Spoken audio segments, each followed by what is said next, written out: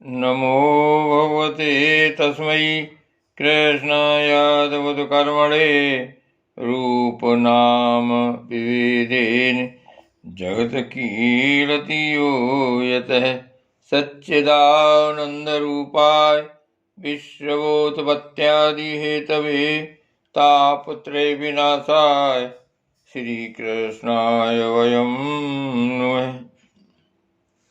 श्रीमद्भागवत महापुराण प्रथम स्कंध 15वां अध्याय। कृष्ण विरह व्यथित पांडवों का परीक्षित को राज्य देकर स्वर्ग से धारना। सूत जी कहते हैं, भगवान श्री कृष्ण के प्यारे सखा अर्जुन एक तो पहले ही श्री कृष्ण के विरह से क्रस हो रहे थे। उस पर राजा युधिष्ठिर ने उनकी विषादग्रस्त मुद्रा देखकर उसके विषय में कई प्रकार की आशंकाएं करते हुए प्रश्नों की झड़ी लगा दी। शोक से अर्जुन का मुख और हृदय कमल सूख गया था, चेहरा फीका पड़ गया था। वे उन्हीं भगवान श्री कृष्ण के ध्यान में ऐसे डूब रहे थे कि बड़े भाई के प्रश्नों का कुछ भी उत्तर न दे सके। श्री कृष्ण की आंखों से ओझल हो जाने के कारण वे बढ़ी हुई प्रेम जनित उत्कंठा के परवश हो रहे थे। रथ हाँकने टहलने आदि के समय भगवान ने उनके साथ जो मित्रता, अभिन्न हृदयता और प्रेम से भरे हुए व्यवहार किए थे, उनकी याद पर याद आ रही थी। बड़े कष्ट से उन्होंने अपने शोक का वेग रोका। हाथ से नेत्रों के आंसू पहुंचे और फिर रुंधे हुए गले से अपने बड़े भाई महाराज युधिष्ठिर से कहा। अर्जुन बोले, महाराज, मेरे ममेरे भाई अथवा अत्यंत घनिष्ठ मित्र का रूप धारण कर श्री कृष्ण ने मुझे ठग लिया। मेरे जिस प्रबल पराक्रम से बड़े बड़े देवता भी आश्चर्य में डूब जाते थे, उसे श्री कृष्ण ने मुझसे छीन लिया। जैसे यह शरीर प्राण से रहित होने पर मृतक कहलाता है, वैसे ही उनके क्षण भर के वियोग से यह संसार अप्रिय दिखने लगता है। उनके आश्रय से द्रौपदी स्वयंवर में राजा द्रुपद के घर आए हुए कामोन्मत्त राजाओं का तेज मैंने हरण कर लिया। धनुष पर बाण चढ़ाकर मत्स्य भेद किया और इस प्रकार द्रौपदी को प्राप्त किया था। उनकी सन्निधि मात्र से मैंने समस्त देवताओं के साथ इंद्र को अपने बल से जीतकर अग्निदेव को उनकी तृप्ति के लिए खांडव वन का दान कर दिया और मैं दानव की निर्माण की हुई अलौकिक कला कौशल से युक्त मायामयी सभा प्राप्त की और आपके यज्ञ में सब ओर से आकर राजाओं ने अनेकों प्रकार की भेंटें समर्पित की। 10,000 हाथियों की शक्ति और बल से संपन्न आपके इन छोटे भाई भीमसेन ने उन्हीं की शक्ति से राजाओं के सिर पर पैर रखने वाले अभिमानी जरासंध का वध किया था। तदंतर उन्हीं भगवान ने उन बहुत से राजाओं को मुक्त किया जिनको जरासंध ने महाभैरव यज्ञ में बलि चढ़ाने के लिए बंदी बना रखा था। उन सब राजाओं ने आपके यज्ञ में अनेकों प्रकार के उपहार दिए थे। महारानी द्रौपदी राजसूय यज्ञ के महान अभिषेक से पवित्र हुए अपने उन सुंदर केशों को, जिन्हें दुष्टों ने भरी सभा में छूने का साहस किया था, बिखेर कर तथा आंखों में आंसू भरकर जब श्री कृष्ण के चरणों में गिर पड़ी, तब उन्होंने उसके सामने उसके उस घोर अपमान का बदला लेने की प्रतिज्ञा करके उन धूर्तों की स्त्रियों की ऐसी दशा कर दी कि वे विधवा हो गईं और उन्हें अपने केस अपने हाथों खोल देने पड़े। वनवास के समय हमारे वैरी दुर्योधन के षड्यंत्र से 10,000 शिष्यों के साथ बिठाकर भोजन करने वाले महर्षि दुर्वासा ने हमें दुस्तर संकट में डाल दिया था। उस समय उन्होंने द्रौपदी के पात्र में बची हुई शाक की एक पत्ती का ही भोग लगाकर हमारी रक्षा की। उनके ऐसा करते ही नदी में स्नान करती हुई मुनिमंडली को ऐसा प्रतीत हुआ मानो उनकी तो बात ही क्या, सारी त्रिलोकी ही तृप्त हो गई है। उनके प्रताप से मैंने युद्ध में पार्वती सहित भगवान शंकर को आश्चर्य में डाल दिया तथा उन्होंने मुझको अपना पाशुपत नामक अस्त्र दिया। साथ ही दूसरे लोकपालों ने भी प्रसन्न होकर अपने अपने अस्त्र मुझे दिए, और तो क्या, उनकी कृपा से मैं इसी शरीर से स्वर्ग में गया और देवराज इंद्र की सभा में उनके बराबर आधे आसन पर बैठने का सम्मान मैंने प्राप्त किया। उनके आग्रह से जब मैं स्वर्ग में ही कुछ दिनों तक रह गया, तब इंद्र के साथ समस्त देवताओं ने मेरी इन्हीं गांडीव धारण करने वाली भुजाओं का नेवात कवच आदि दैत्यों को मारने के लिए आश्रय लिया। महाराज, यह सब जिनकी महती कृपा का फल था, उन्हीं पुरुषोत्तम भगवान श्री कृष्ण ने मुझे आज ठग लिया। महाराज, कौरवों की सेना भीष्म, द्रोण आदि अजय महात्मा महामत्स्यों से पूर्ण अपार समुद्र के समान दुस्तर थी, परंतु उनका आश्रय ग्रहण करके अकेले ही रथ पर सवार हो मैं उसे पार कर गया। उन्हीं की सहायता से आपको याद होगा, मैंने शत्रुओं से राजा विराट का सारा गौधन तो वापस ले ही लिया, साथ ही उनके सुरों पर से चमकते हुए मणिमय मुकुट तथा अंगों के अलंकार तक छीन लिए थे। भाई जी, कौरवों की सेना भीष्म, कर्ण, द्रोण, साल तथा अन्य बड़े बड़े राजाओं और क्षत्रिय वीरों के रथ से शोभायमान थी। उसके सामने मेरे आगे आगे चलकर वे अपनी दृष्टि से ही उन महारथी युद्धपतियों की आयु, मन, उत्साह और बल को छीन लिया करते थे। द्रोणाचार्य, भीष्म, कर्ण, भूरिश्रवा, सुशर्मा, शल्य, जयद्रथ और बहालिक आदि वीरों ने मुझ पर अपने कभी न चूकने वाले अस्त्र चलाए थे, परंतु जैसे हिरण्यकश्यप आदि दैत्यों के अस्त्र शस्त्र भगवत भक्त प्रहलाद का स्पर्श नहीं करते थे, वैसे ही उनके शस्त्रास्त्र मुझे छू तक नहीं सके। यह श्री कृष्ण के भुजदंडों की छत्र छाया में रहने का ही प्रभाव था।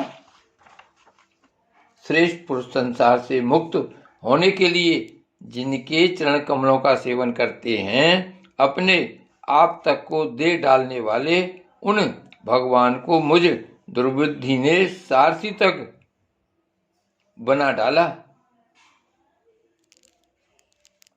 आहा, जिस समय मेरे घोड़े थक गए थे और मैं रथ से उतरकर पृथ्वी पर खड़ा था, उस समय बड़े बड़े महारथी शत्रु भी मुझ पर प्रहार न कर सके, क्योंकि श्री कृष्ण के प्रभाव से उनकी बुद्धि मारी गई थी।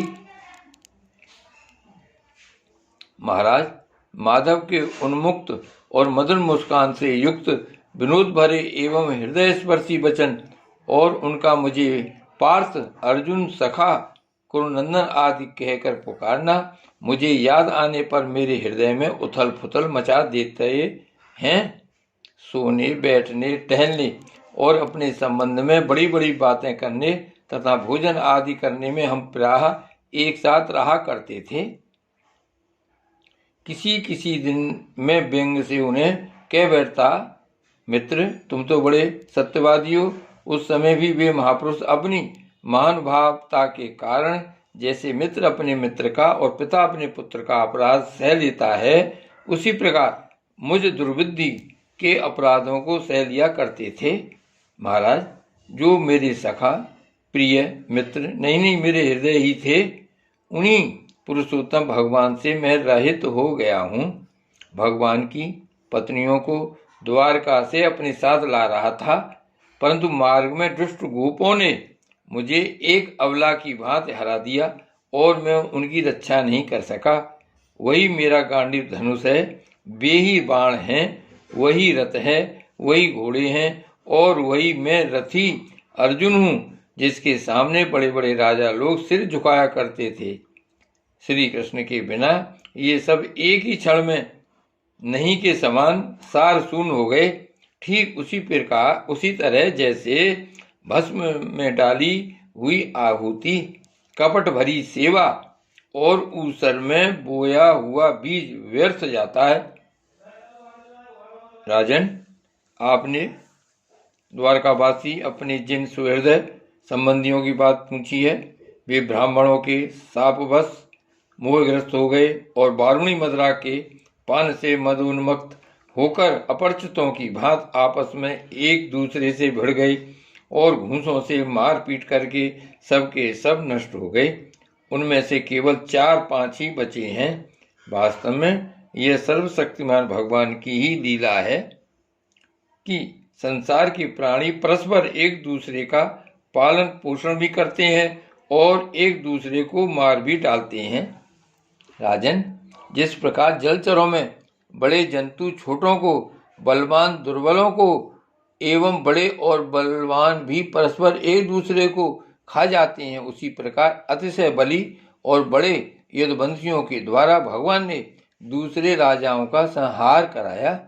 तत्पश्चात यदुवंशियों के द्वारा ही एक से दूसरे यदुवंशी का नाश करा के पूर्ण रूप से पृथ्वी का भार उतार दिया।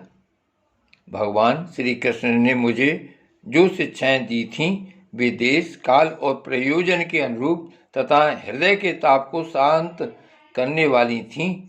स्मरण आते ही वे हमारे चित्त का हरण कर लेती हैं। सूत जी कहते हैं, इस प्रकार प्रगाढ़ प्रेम से भगवान श्री कृष्ण के चरण कमलों का चिंतन करते करते अर्जुन की चित्तवृत्ति अत्यंत निर्मल और प्रशांत हो गई। उनकी प्रेममयी भक्ति भगवान श्री कृष्ण के चरण कमलों के अनिर्निश चिंतन से अत्यंत बढ़ गई। भक्ति के वेग ने उनके हृदय को मथकर उसमें से सारे विकारों को बाहर निकाल दिया। उन्हें युद्ध के प्रारंभ में भगवान के द्वारा उपदेश किया हुआ गीता ज्ञान पुनः स्मरण हो आया, जिसकी काल के व्यवधान और कर्मों के विस्तार के कारण प्रमादवश कुछ दिनों के लिए विस्मृति हो गई थी। ब्रह्म ज्ञान की प्राप्ति से माया का आवरण भंग होकर गुणातीत अवस्था प्राप्त हो गई। द्वैत का संशय निवृत्त हो गया। सूक्ष्म शरीर भंग हुआ। वे शोक एवं जन्म मृत्यु के चक्र से सर्वथा मुक्त हो गए। भगवान के स्वधाम गमन और यदुवंश के संहार का वृतांत सुनकर निश्चलमति युधिष्ठिर ने स्वर्गारोहण का निश्चय किया। कुंती ने भी अर्जुन के मुख से यदुवंशियों के नाश और भगवान के स्वधाम गमन की बात सुनकर अनन्य भक्ति से अपने हृदय को भगवान श्री कृष्ण में लगा दिया और सदा के लिए इस जन्म मृत्यु रूप संसार से अपना मुंह मोड़ लिया। भगवान श्री कृष्ण ने लोक दृष्टि में जिस यादव शरीर से पृथ्वी का भार उतारा था, उसका वैसे ही परित्याग कर दिया जैसे कोई कांटे से कांटा निकालकर फिर दोनों को फेंक दे। भगवान की दृष्टि में दोनों ही समान थे। जैसे वे नट के समान मत्स्य आदि रूप धारण करते हैं और फिर उनका त्याग कर देते हैं, वैसे ही उन्होंने जिस यादव शरीर से पृथ्वी का भार दूर किया था, उसे त्याग भी दिया। जिनकी मधुर लीलाएं श्रवण करने योग्य हैं, उन भगवान श्री कृष्ण ने जब अपने मनुष्य के से शरीर से इस पृथ्वी का परित्याग कर दिया, उसी दिन विचारहीन लोगों को अधर्म में फंसाने वाला कलयुग आ धमका। महाराज, युधिष्ठिर से कलयुग का फैलना छिपाना रहा। उन्होंने देखा देश में नगर में घरों में और प्राणियों में लोभ, असत्य, छल, हिंसा आदि अधर्मों की बढ़ती हो गई है। तब उन्होंने महाप्रस्थान का निश्चय किया। उन्होंने अपने विनयी पौत्र परीक्षित को, जो गुणों में उन्हीं के समान थे, समुद्र से घिरी हुई पृथ्वी के सम्राट पद पर हस्तिनापुर में अभिषिक्त किया। उन्होंने मथुरा में सूर सेनाधिपति के रूप में अनिरुद्ध के पुत्र वज्र का अभिषेक किया। इसके बाद समर्थ युधिष्ठिर ने प्राजापत्य यज्ञ करके आहवनीय आदि अग्नियों को अपने में लीन कर दिया। अर्थात गृहस्थ आश्रम के धर्म से मुक्त होकर उन्होंने संन्यास ग्रहण किया।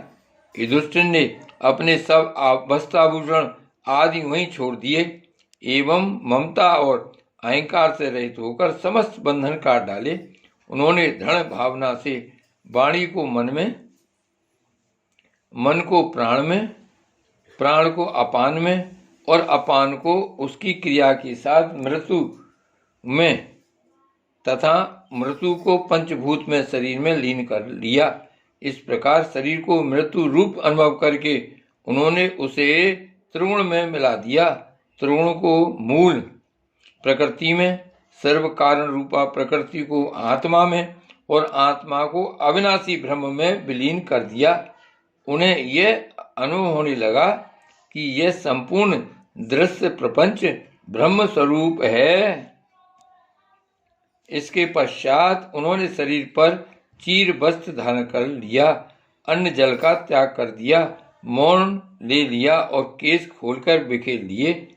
वे अपने रूप को ऐसा दिखाने लगे जैसे कोई जड़, उन्मत्त या पिशाच हो। फिर वे बिना किसी की बाट देखे तथा बहेरे की तरह बिना किसी की बात सुने घर से निकल पड़े। हृदय में उस पर ब्रह्म का ध्यान करते हुए, जिसको प्राप्त करके फिर लौटना नहीं होता, उन्होंने उत्तर दिशा की यात्रा की, जिस ओर पहले बड़े बड़े महात्मा जन जा चुके हैं। भीमसेन, अर्जुन आदि युधिष्ठिर के छोटे भाइयों ने भी देखा कि अब पृथ्वी में सभी लोगों को अधर्म के सहायक कलयुग ने प्रभावित कर डाला है। इसलिए वे भी श्री कृष्ण चरणों की प्राप्ति का दृढ़ निश्चय करके अपने बड़े भाई के पीछे पीछे चल पड़े। उन्होंने जीवन के सभी लाभ भली भांति प्राप्त कर लिए थे।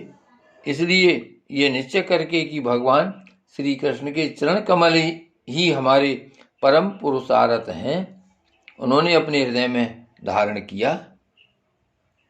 पांडवों के हृदय में भगवान श्री कृष्ण के चरण कमलों के ध्यान से भक्ति भाव उमड़ आया। उनकी बुद्धि सर्वथा शुद्ध होकर भगवान श्री कृष्ण के उस सर्वोत्कृष्ट स्वरूप में अनन्य भाव से स्थिर हो गई, जिसमें निष्पाप पुरुष ही स्थिर हो पाते हैं। फलतः उन्होंने अपने विशुद्ध अंतःकरण से स्वयं ही वह गति प्राप्त की जो विषयासक्त दुष्ट मनुष्यों को कभी प्राप्त नहीं हो सकती। संयमी एवं श्री कृष्ण के प्रेमावेश में मुग्ध भगवान में विदुर जी ने भी अपने शरीर को प्रभास क्षेत्र में त्याग दिया। उस समय उन्हें लेने के लिए आए हुए पितरों के साथ वे अपने लोक यमलोक को चले गए। द्रौपदी ने देखा कि अब पांडव लोग निरपेक्ष हो गए हैं, तब वे अनंत प्रेम से भगवान श्री कृष्ण का ही चिंतन करके उन्हें प्राप्त हो गईं। भगवान के प्यारे भक्त पांडवों के महाप्रयाण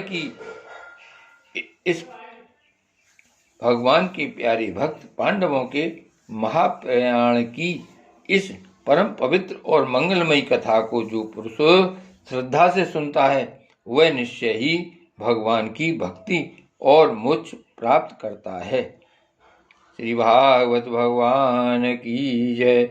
श्री गोवर्धननाथ की जय। श्री वल्लभाधीश की जय। श्री गोकुलनाथ की जय। श्याम स्वरूप श्री यमुने महारानी की जय। जय जय श्री गोकुलेश, जय जय श्री गोकुलेश।